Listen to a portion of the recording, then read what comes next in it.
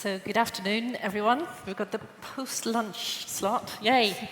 We're going to stay awake. So I would like to start by taking you back 80 years to a time when our nation was ravaged, literally, physically and emotionally, by World War II. Bristol, of course, where we are today, took a heavier hit than most. 1 in every 3 shops on the nearby Park Street was reduced just to rubble. And yet, coming out of that period of collective pain came a vision of something better. They called it a rebuilt Britain. But Clement Attlee's government, of course, he did have to work to all of the things to meet the nation's needs, whether that was building homes, addressing longer-term security challenges, rebuilding the economy. Of course, they were all priorities. But crucially, they also had the foresight to invest in what people need, not just to survive, but to thrive. In legislating for the national parks, they took a really bold decision to protect nature, green spaces, and make them readily available to everyone. It was a vision that was about people and nature thriving. It was about a legacy for the future, not just the needs of the day. It was a thought to people's quality of life, as well as the quality of life of the generations to come. Today, of course, we continue to enjoy those national parks, and the National Trust is very proud to be able to care for that land, that open space, and the heritage within it, but also to ensure that it's accessible to everyone. And that's an ongoing challenge for all of us. But if we're honest, we also have failed to build on that government's vision. And when I look at the state of the UK nature now, I think we'd all agree it's pretty heartbreaking. We know the stats. I have to repeat them because they're important. Link's own research shows that, shockingly, only 6% of land in the UK, less than 3% in England, is effectively protected for nature, regardless to all of those protections that are there. A mixture of intensive farming, lack of investment, poorly planned development, all of these things have left us in a stage of natural emergency. Wildlife is in catastrophic decline, our rivers are polluted, and we know, again, regardless to all of those wonderful spaces that we've protected, that over 40% of people in the UK still lack access to quality green space and to that nature that revives us so much. We know that climate change is continuing to threaten to make that situation even worse day by day. So once again, we have to acknowledge we are in crisis across the board in many respects. And we do, of course, know that we need new homes, and we need infrastructure, and future younger generations are crying out for these things, and they're right to. We know that green energy is going to be a must if we're going to have sustainable energy into the future. And we know we need that green energy if we're going to address climate change. We also know that our precious nature, which underpins all of that, you can't have a thriving economy without thriving nature, but our nature needs restored. All of these things are important, and they all need to go somewhere. And there is a lot to pack into these small isles, because clearly land is a finite thing. But given all of that, and you might argue with me, I still stand before you with a determined sense of optimism that we can do something about this. I still aspire for a society where our children do have decent homes to live in, homes that are beautiful, that they're powered by clean energy, that they're also close to parks, to green space, that they have clean rivers to paddle in, meadows and woodland close to hand, where they can hear birds sing and they can connect. Connection is such an important thing, connect to nature. So why am I optimistic when everything seems to be stacked against us at the moment? Well, because I'm pretty convinced that actually when we stand together, we are a pretty powerful lot, and we have achieved quite a few things. I know it's hard sometimes, but I think we have. Through our collective effort, we have seen moves in the right direction from the government. despite some, let's be honest, very unhelpful builders versus blockers rhetoric. And we have achieved some really fundamental amendments to the current planning bill.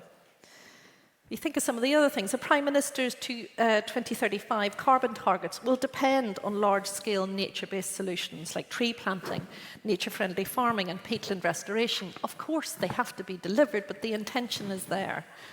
The land use framework, if implemented, does set us in the right direction. How do we get that to apply to all government departments and not just coming from DEFRA? We have some really good examples starting to bubble up. The West of England, where we are today, was the first combined authority to publish a nature recovery strategy in November, and others are starting to follow their lead. These new strategies must, of course, be hardwired into the new system of regional plans and the planning bill that's being created for the rest of England. Like many of you in the room, I was, of course, concerned by the way the Nature Restoration Fund was rushed into law, threatening to undermine some of our core nature protections. But the concept is based on a sound principle.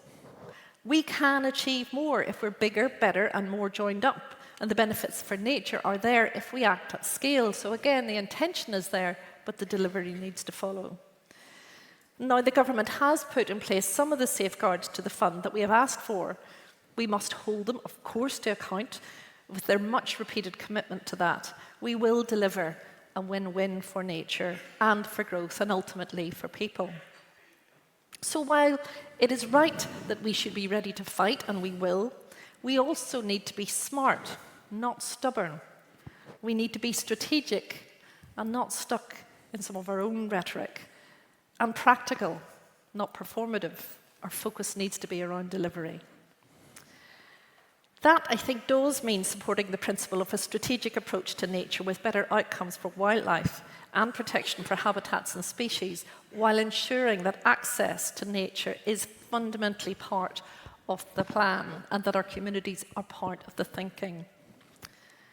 The ingredients are undoubtedly there for real progress in the UK for nature.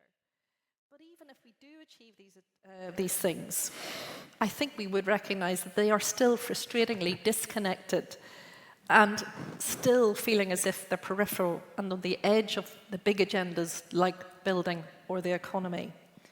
So what we need is an integrated approach to all of these things where nature and where access to nature is at the heart of all planning across government.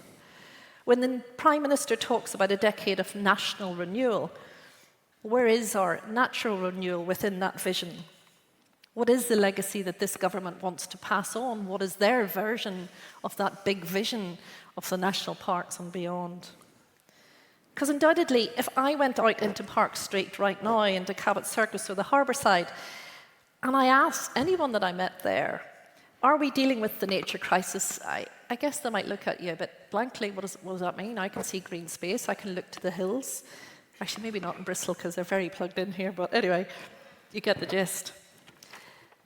But if I asked them, where would you want to live? I can be pretty certain they would say, I want to be surrounded in green space. I want access to nature. During COVID, it was my sanctuary, and I understand how important it is. And that is repeated time and time and time again across the country. We know that nature is so important to so many people. Our green spaces are where we relax, we recover, our children can play freely.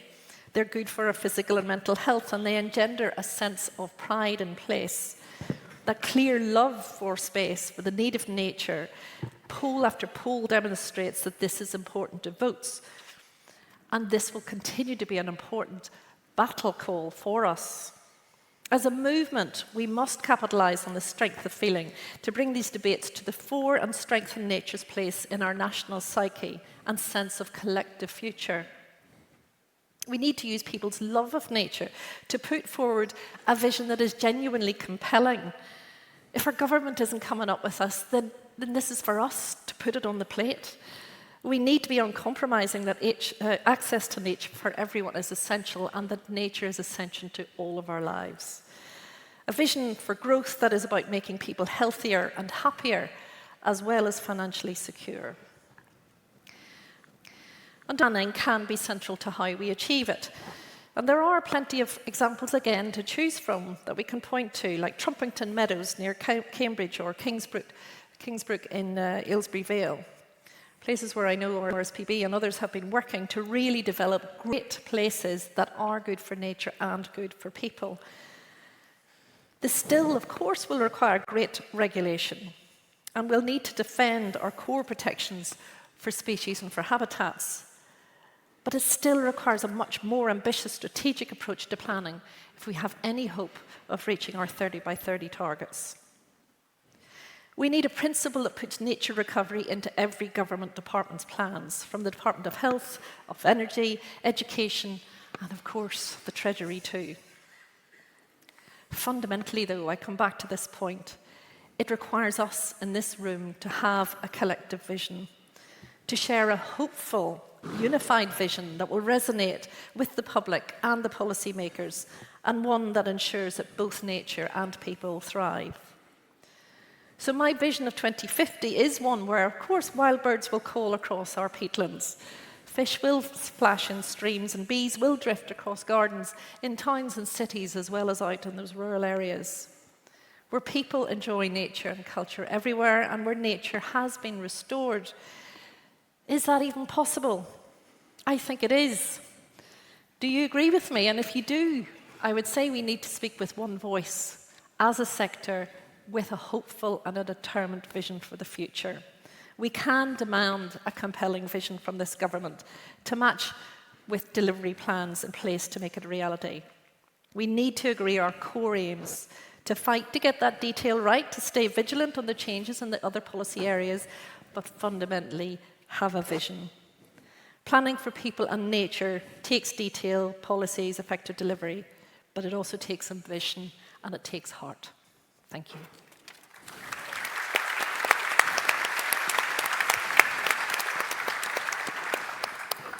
Thank you, Hilary. I'm Adam Vaughan, the Environment Editor at The Times. We've got a glorious panel for you post-lunch here, so we're going to try and bring the energy up. I'm just going to remind you, you can post questions, otherwise I will ask all of my own, because I'm a journalist and I like asking questions.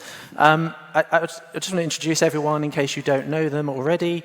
I'll start from the end with Guy Shrubsole, who is an author and campaigner, and you may be interested to know his latest book won the Wainwright last night, so no small beer.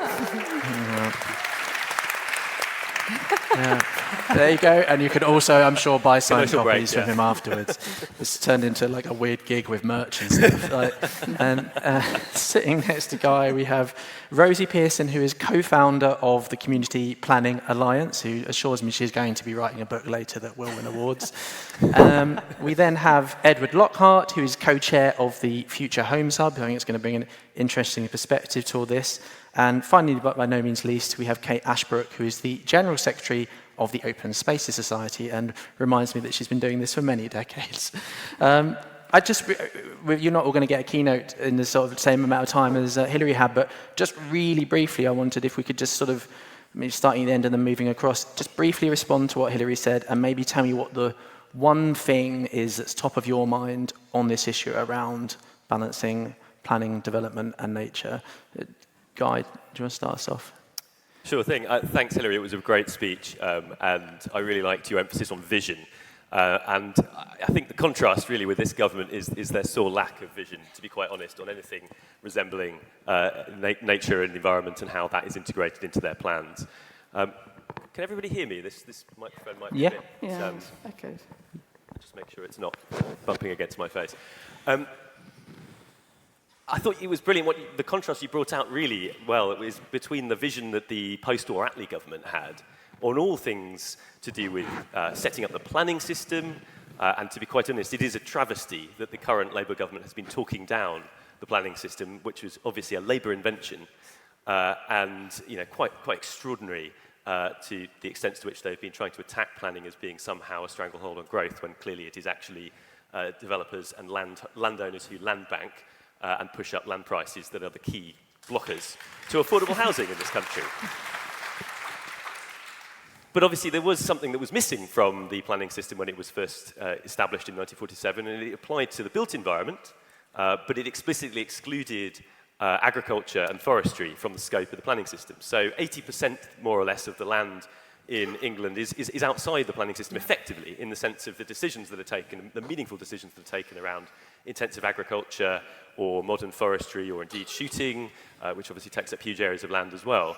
All of that really lies out with the planning system and is not governed by it. So I am pleased, I will say one good thing about the government, which is I'm pleased that they are bringing forward a land use framework. And we hope to see that soon. It's been promising to see some of the language from the previous Secretary of State, Steve Reed, on it in terms of talking about needing to actually prioritise land for nature and see that it does take priority on some of our least productive farmland. But I would say one other thing, which is you referred obviously to access quite rightly and people's desire for access to nature. And again, the post-war Labour government had a vision here. They talked about, when they were setting up the National Parks Act and Access to the Countryside Act, 1949, they talked about it being not just a bill, but a people's charter for the open air.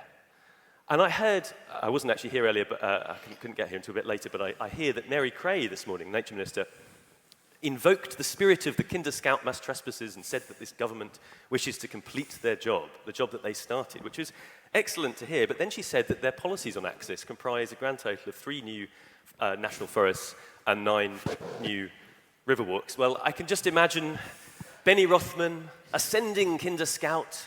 He's just beaten through the Duke of Devonshire's gamekeepers who tried to stop him from trespassing.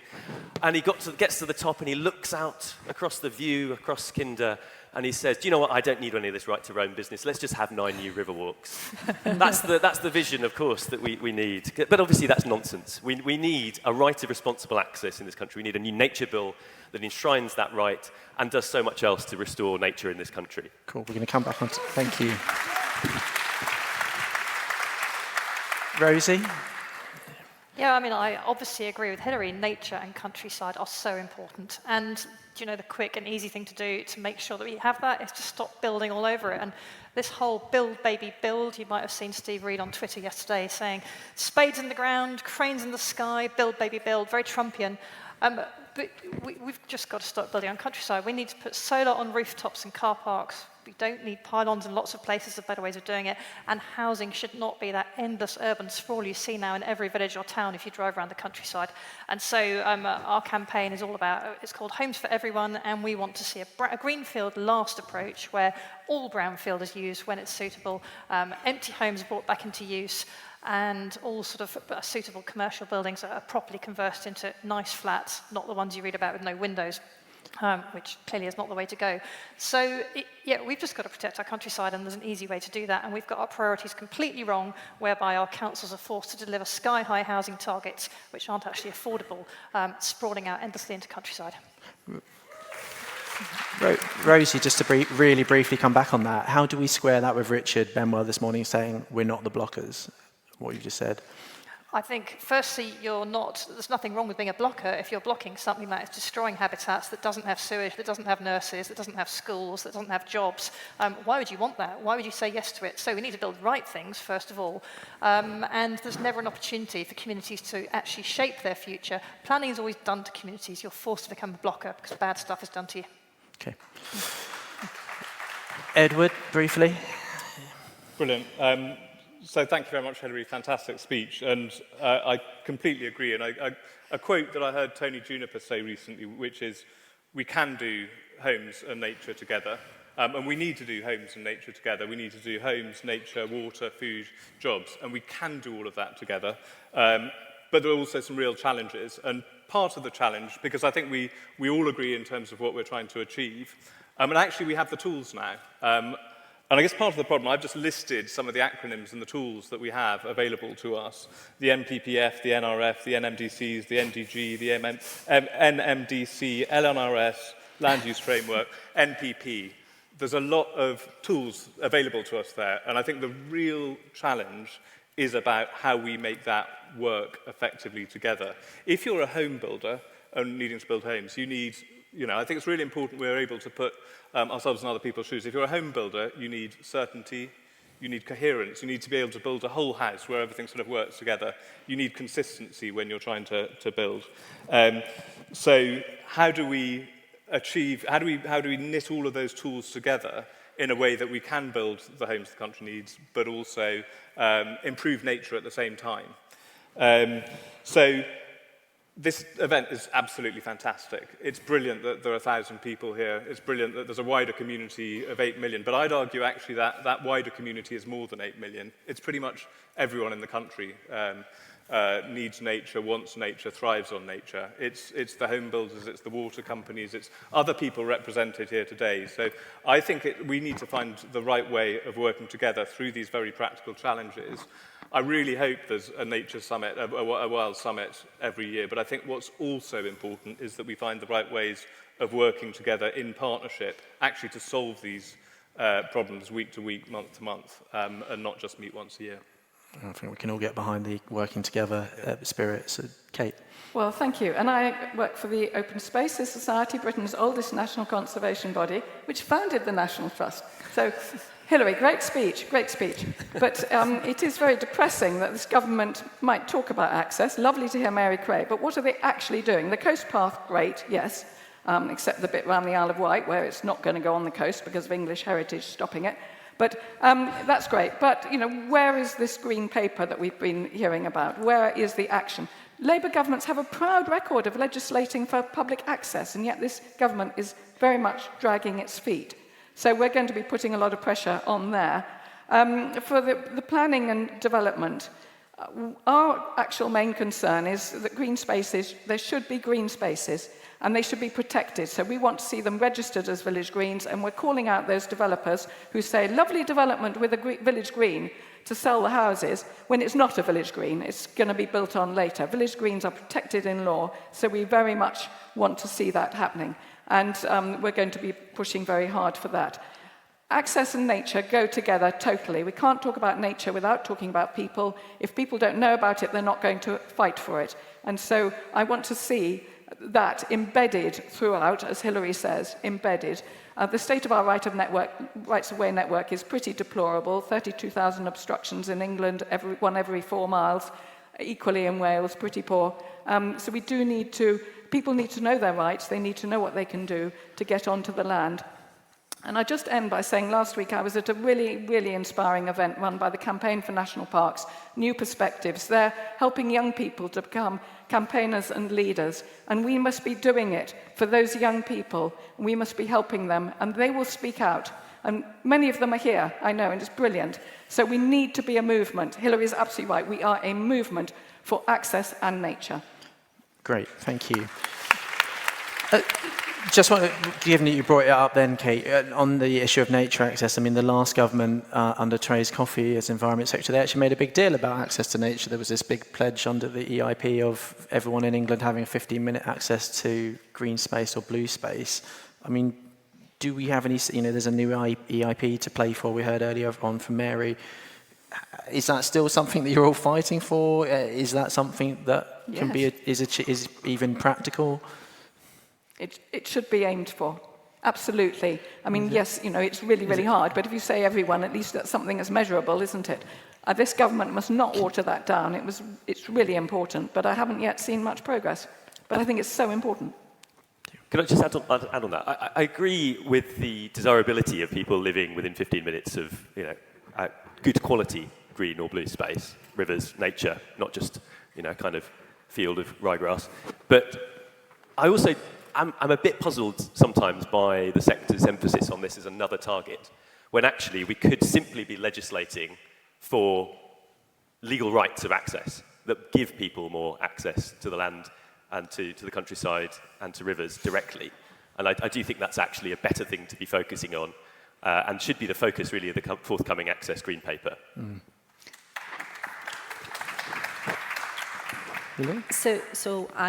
Yes, I agree with that. I think there's something possibly more fundamental, though, to your point. Access to quality green space is more than just a government target. It is fundamentally about reconnecting people with nature. A bit of access to green space of itself is good, but without having some understanding or some sort of public benefit out of that access, the quality of that access, we don't reconnect people with nature, they won't care for nature. And the vast majority of our people are living in urban spaces, and more of them will, and more of them are more and more diverse communities who are the ones who are the least able to access. So I am still very supportive of retaining the 15-minute target within government. I'd like to see it firmer. I'd like to see a delivery plan put against it. I would like to see how we all play our part in delivering that, because I don't think it is all up to government. I think they set the frameworks. But I think it's essential, not just because of the right to do it, but because of the benefits that need to be delivered. Is it compatible with 1.5 million new homes? Is it compatible with that? It is if it's designed in. It's absolutely compatible, and it's perfectly possible to design it in. It has been in the past, and it can be in the future. And we do have cities around the country that have done this and done it really well. So there's no reason why not to do it, but you do need the wherewithal, and you do need the developers to sign up to it. Sorry, do you want to briefly? I like this quite nerdy term, multifunctional, because we're being asked to do lots of things at the same time. BNG, SUDs, street trees, green infrastructure, access. Actually, we can design all of that together. And there are great examples, some of the ones you mentioned, Kingsbrook, Holton, Pease Pottage, where you go and you see a fantastic, water place that's good for biodiversity, that's good for drainage, that's good for people, and that just works. So I think it's how do we do all of these things together? How do we design all of those benefits in together? And how do we lodge that into the planning system in a way that's really clear to people what you need to do? And then we'll get it. I just want to switch horses a bit, and it's something, obviously the planning and infrastructure bill is sort of looms large in this space, and we had these amendments, in July, which most environmental NGOs welcomed at the time with some caveats. What's your view now as it stands? Is it a backward step on protection for nature, or are you broadly okay with it? Where are we at now? Who wants to take that? Rosie? Yeah, basically the planning infrastructure bill, the starting premise, and you think it's driven by politicians who strongly dislike nature. They bash bats, they hate newts, they talk about kittiwakes, they want to offset everything. And the premise of the planning infrastructure bill is that you can restore nature by allowing a developer to pay cash to trash a habitat, and then potentially that money is used to create new habitat that could be miles away from where the development is. So if we want 15-minute access to nature, you're destroying nature on your doorstep and giving you new nature miles away. That clearly does not work. There's also a tiny clause within the bill that allows a developer to say if the project is no longer viable because of the fee that is required to restore nature, they don't have to pay the full fee. So nature is very much last in the planning and infrastructure bill. The amendments, they're great, it's better than nothing, but that whole section of the bill really needs to go out of the bill, back to square one, consult experts on how to do things properly, and a key thing is that you need to avoid harm. You can't just pay to destroy nature. So, thank you. There you go, got a fan. So, no, I do not think it can go ahead, in my view, in the form, even with amendments, personally. Clearly it's good we've got the amendments, that's a great start, but... What about you? Do you have a view on, obviously, So people need homes as well as I don't build houses myself, but putting myself in a home builder's shoe, what's really important is that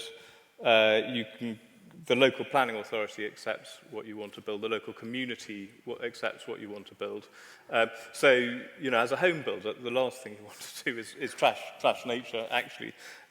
So, anything that, that pushes you in that direction is not something that the home building community wants to do. So, so I think, we need to work on solutions that actually, like biodiversity net gain, a fantastic concept. There's so many other mechanisms that are coming through. How do we actually improve places so that local communities want, better, more environmentally friendly, more nature-friendly homes near them, and it's much clearer and more certain that you're going to get planning permission.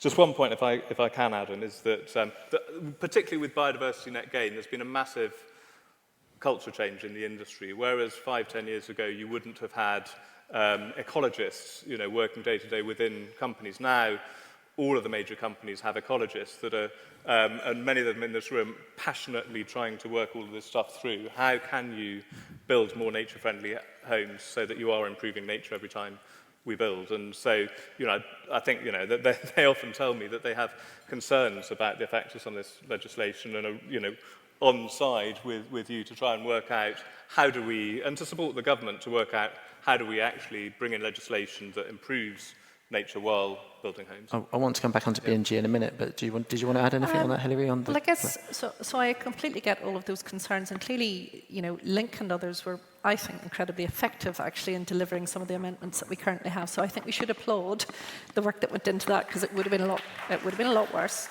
I do think that so the planning bill is one element of it. We need to ensure that we're thinking, to my speech, in an integrated way across this, because the land use framework has a role to play. Actually, some of the proposals within the planning bill are moving towards a more strategic approach, the bigger, better, more joined up approach that we do need. We have to accept what has been there at the moment. We're going backwards in terms of nature. Which is Juniper's argument, right? So, so standing still is not actually a solution here. We do need to move forward. I do think some of the amendments will help enormously, but we need to continue to try to get all of these different elements to join up to make a fundamentally big shift in terms of nature. It's a little bit niche, but it's also quite important. Do you think BNG is now doomed because of this new Nature Restoration Fund and the consultation? Do you think that's for the chop? I'm hoping not. Yeah, that would be a bad thing? Sorry? That would be a bad thing, right? Because that felt to me one of the substantive things the last government did on this issue. My understanding is the consultation is specifically around smaller sites. It is, yeah, you're right. So I don't know if anyone knows better, but I think BNG for larger sites is not in the frame. So I suppose it's been called into question because of the change under the planning bill to the Nature Restoration Fund, which would feel like they're overlapping quite a lot. Sorry, do you want to raise it? Yeah. Yeah, I mean, I agree. So BNG on the larger sites, I think, remains. The Nature Restoration Fund is separate, and that tends to be, it'll be for bigger infrastructure projects on the whole. And the fact that smaller sites is under review, that's up to 70%, I believe, of biodiversity net gain that could be lost. So that, I know it's a really complicated system and difficult for developers, but biodiversity net gain, although not perfect, is much better than not having biodiversity net gain. So no, we kind of need it to stay in place. I wanted to ask about language. Oh, sorry, go on. There's one other important point, though. The Nature Recovery Fund will only work if Natural England are resourced to be able to do it. Yeah. And I think it is incredibly important and incumbent on all of us. And you might have challenges with Natural England or whatever, but it is incredibly important that we all put our shoulders to the wheel to ensure that they are funded to be able to do the job properly, because actually it ain't going to work if they don't. Yeah, I remember when I was being briefed about all the environmental delivery plans, I was thinking, oh no, this is a whole other new layer of bureaucracy. But I want to talk about language. What about the rhetoric on all this that we've had?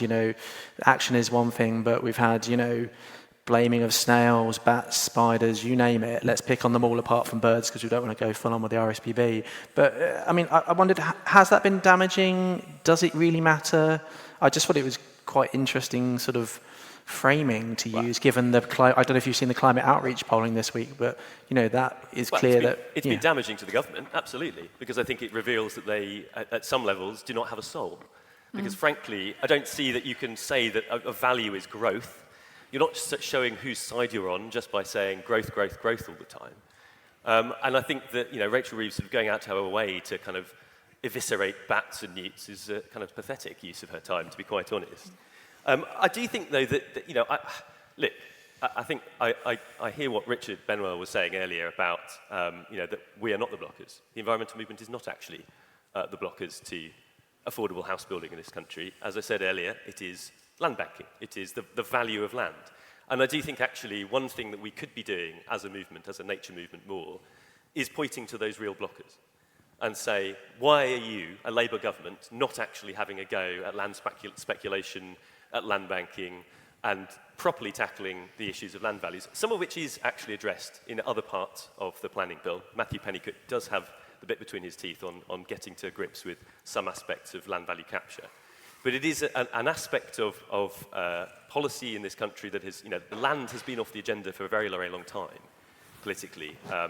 But, you only have to go back 100 years to when Winston Churchill, no less, was talking about how actually the way to solve issues of land banking in this country was to have a land value tax, and to actually have a conversation about, in the context of needing to have more taxes on wealth, why are we not having that conversation as well at the moment about how we tax wealth and make land work better for everybody? Any last thoughts on language before we move on? Yeah. Yeah, I mean, one great idea about the land banking, I think Dale Vince had, is that you force the developer to pay, you'll probably hate this, but a council tax per dwelling you've got planning permission for of some form until you actually build out. So, I mean, that would be quite an incentive to build fast, but I'm sure the development sector would hate that. You into that, Edward? So can I come back to the previous point, which is, I think as well as pointing to the real blockers, I think it's really important to point to the examples of where we are doing, where we are improving bats, newts, all of these things, and show how it can be done together and show that it's possible. And the more we can show that, we can show actually these things don't pull in different directions. They're not choices. It's not, bats, newts blocking. It's we can do those things together. We are in many places in the country. We need to work out how we're doing it and how we can do that everywhere. Okay, great, thank you. We're running out of time, but I did want to talk about land use framework. We're going to skip that. I'm going to take a question from the audience, which is one I like as well. How can the planning system ensure we reach our clean energy targets in net zero whilst protecting the countryside and ensuring community consent? And I'm interested in it, so that's the question from the audience member. I'm interested in this one because there's a lot of talk about win-wins and no one wants to talk about trade-offs. Who wants to take that question? Yeah, well, let's start down the end with you two. Okay, I mean, very quickly. So reuse what we've got, the empty homes and the brownfield, rather than building on new, releasing all soil carbon and increasing traffic for air pollution and so on and so forth. Put the solar panels where they should be on brownfield and rooftops instead of on countryside, and encourage public transport instead of road building. That's a rapid fire answer. Great. Absolutely. We like rapid fire. Rapid fire guy? Well, I think we do have to tackle trade-offs, and I think it's nice to talk about win-wins, but there are trade-offs when it comes to land use. And it is very clear that there are parts of our country, the least productive farmland, that really ought to be being prioritised for nature. And, it's parts of the uplands of England have always been incredibly hard to farm. And it was only as a result of the intensification of farming in the 20th century, aided and abetted by misguided farm subsidies, but also by mechanisation and by fossil fuels, that led to some of the terrible damage that was done to ploughing up of the chalk downland of this country, to the overgrazing of places like Dartmoor, but also the landowners who themselves have trashed large areas of our beautiful countryside. And I looked up some stats before coming on this panel. About 8.5% of the UK comprises urban areas, and that includes all green urban areas and parks and so on, and gardens as well. 8% of Britain comprises grouse moors. So we really ought to be targeting them as well, because actually we need to be talking far more about how our uplands have been trashed by the few people who own them, and ensuring that actually nature is restored to those areas and nature is prioritised within them as well. Thank you, Guy. Hilary, forgive me, I'm just going to have to ask one last question of all of you. Sorry, I think for time purposes, sorry. We're here talking about, the current planning bill, and there's already being briefed out last month that there'll be a second planning bill because, nature's still getting in the way and we need to have divergence from the EU and so on. I wondered if you had any thoughts or concerns about that, and then to end on a slightly more positive note, where do you sort of see the hope this Parliament? Where's the one thing that you think might happen this Parliament to make things a bit better, to get this balance right between people and nature? Should we start here? Just to stitch you up, Hilary. Where do I see the hope in this? As I said, I'm determinedly optimistic because I think it is on us to be determinedly optimistic, actually. There's something about making sure that we feel as if we can get a future out of this, because if you don't, you give up. I do think what any government party will respond to is what the public think. And if the public are sending them letters saying this matters, if the public are shouting loudly this matters to me, they will listen. So there is something so fundamental in trying to galvanise public voice around this. And for me, I take hope that actually the stats do tell us time and time and time again that this matters to the public, but we do need to we need them to bridge from I'm interested in it till I want to do something about it. So that's where the hope is for me. Great, thank you. Kate? Well, I think that natural history and the environment should all be part of the national curriculum. And so make sure that children understand nature, understand green spaces, recognise, experience them. And if you start there, then it will move on. That's obviously a long-term thing, but I do think that green spaces close to people's homes are absolutely vital, and that we need to be able to help people to understand them, get into them, and that's really, sort of fundamentally important because that's close to home, and that's where people start. Great. So in terms of what a second bill could do, I think, coming back to what you were saying about integrating all of these different bits, if that could be a knitting bill, if that's the right term, how do we knit all of these bits together to actually have the most positive impact? I think that would be fantastic. I think where am I optimistic about? I don't know. It might be nature positive pathways. What's the tool that sort of sets out how each sector can increasingly improve nature? But I think that's potentially an idea with a fantastic future. And then I think the other thing is really wildlife and countryside link. I think done a fantastic job in bringing people together. I'm really impressed by today how, can it take that to the next level in terms of knitting us all together to work out the practical solutions, supporting the government to achieve our shared objective. Great. Rosie? Yeah, I think a second planning bill is born of sheer panic because Rachel Reid is unable to deliver growth, and it's a total misunderstanding of how the planning system works. So I personally think it's a bit of a horrible joke. And my optimism comes from the fact that every single time there's a poll done, and there have been quite a few recently, of the British public, they always say the British countryside and nature are really important, and they always say they want politicians to do more to protect that. So I just think if everyone keeps saying that, then hopefully that message will get through. Yeah, and that very much came through about it being on cross-party lines as well, at that point, about nature. Guy, to finish it off? Well, I don't know about a second planning bill, but I certainly think that we need a nature bill in the next King's Speech. And here is one that I prepared earlier. It comprises things that the government have already pledged they're going to do, which is change the statutory purposes of national parks and national landscapes to include nature recovery. So where's the bill for that, please? To remove the 2031 deadline for the registration of historic rights of way. Where is the bill for that, please? But I also think it could do lots of other things that everyone across the sector has been calling for some time, but perhaps hasn't come together to put it in the shape of a bill, as you were talking about, Hilary, about speaking with one voice. I think this is something that we absolutely need to be doing and pushing proactively, because sometimes I realise that we, as a sector, might feel on the back foot a lot, but sometimes attack is the best form of defence, and we really need to be pushing proactively, propositionally, as I think Ruth Davis sometimes says, for things that we need, which we need including finally a ban on the sale of horticultural peat. I'm not going to let you read out the whole bit. Shooting. You can't read out the whole bill, guys. You can put it on your social media. Come and talk to me. Okay. Well, look, if you just, I think we're out of time, so if you can just give a big round of applause to your panel. Thank you.